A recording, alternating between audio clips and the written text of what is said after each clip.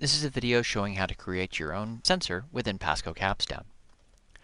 So I have created a table here on the left-hand side. On the farthest left column, I've entered in the standard values that I would have for my sensor. I've also put in the units that I'm planning on using as well.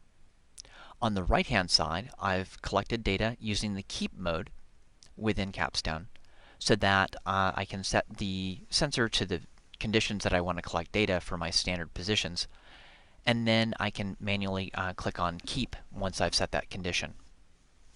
On the right hand side, I've created a graph that displays the input voltage, which I was monitoring, versus the user entered data on this left hand side.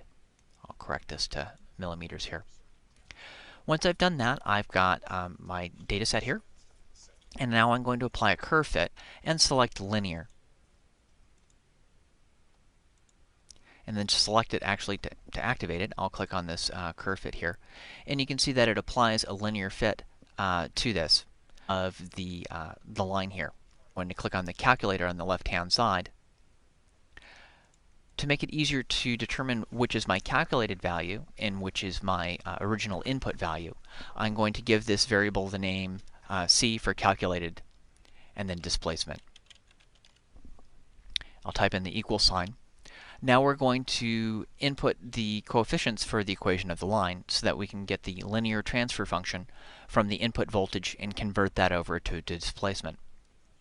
So I'll do that by typing in 0.499 and multiply that by the input voltage.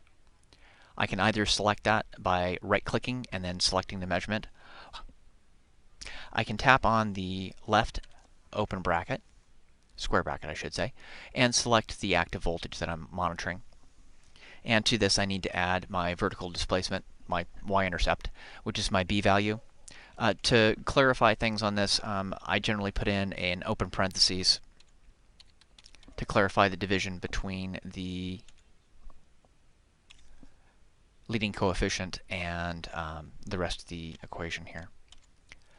Once I put my values in there, I'll hit enter. That will advance me to the units column. Since I have used, I'll go ahead and click on this here so I can see the entire thing here. Since I've clicked on my initial displacement in millimeters, I want to match that set of units for my calculation, and I'll press enter again. I'll go ahead and close down my calculator. To confirm that the definition of the sensor matches the inputs, I'm going to click on this left-hand button here to insert a new column. And now I'm going to have it perform those calculations on the input voltage to make sure that I get my defined values back out. So I'll click on Select Measurement, and now I'll go down to See Displacement for our calculated displacement. And you can see within the definition of the variables, we have a matching between the input values and the output of the function.